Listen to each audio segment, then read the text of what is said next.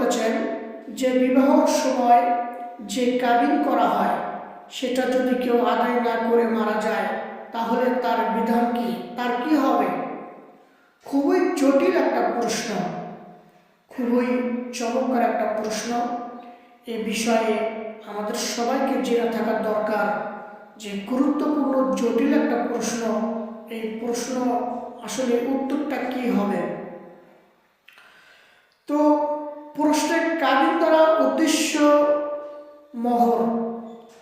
মোহর স্ত্রীর হক। স্বামী যদি মোহর আদায় না করে ইন্তিকাল করে তাহলে তার রেখে যাওয়া সম্পত্তি থেকে তা আদায় করতে হবে। স্বামী যদি মহারণা পরিশোধ না করতে পারে, না করে যদি সে মারা যায় তাহলে তার রেখে যাওয়া যে সম্পদগুলো আছে এই সম্পদগুলো বিক্রি করে হলেও তার মহারণা আদায় করতে হবে, তার স্ত্রীকে দিতে হবে।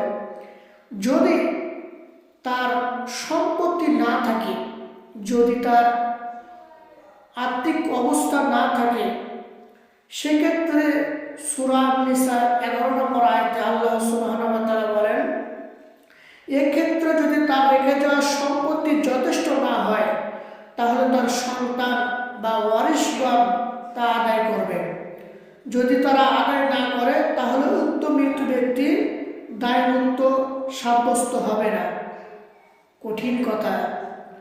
যদি তার ওয়ারিশগণ, তার সন্তান, ছেলে মেয়ে যদি এই দেনমোহর যদি পরিশোধ না করে তাহলে ওই মৃত্যু ব্যক্তি সাব্যস্ত থাকবে, দায়মুক্ত থাকবে। রাসূল সাল্লাল্লাহু আলাইহি ওয়াসাল্লাম বলেন, হযরত আবু হুরায়রা রাদিয়াল্লাহু তাআলা আনহু হতে বর্ণিত, তিনি বলেন রাসূল সাল্লাল্লাহু আলাইহি ওয়াসাল্লাম বলেছেন যে নাফসুল মুমিনিন মুআল্লাকাতুন ফিদাইনি হাত্তা ইয়াকদা আনহু। মুমিন ব্যক্তির প্রাণ তার ঋণের সঙ্গে ঝুলন্ত অবস্থায় থাকে যতক্ষণ না সে ঋণ পরিশোধ করা হয়। এই মহারণাটা একটা ঋণ, তার স্ত্রীর কাছে সে ঋণ করেছে, এই ঋণ পরিশোধ করতে হবে, নয়তোবা সে দায়মুক্ত হবে না। তিরমিজির 1078 নম্বর হাদিস।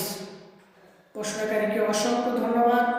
সবাই নেকির আশায় সওয়াবের উদ্দেশ্যে এই ভিডিওটাকে শেয়ার করে দেবেন এবং আমার এই চ্যানেলটিকে সাবস্ক্রাইব করে রাখবেন।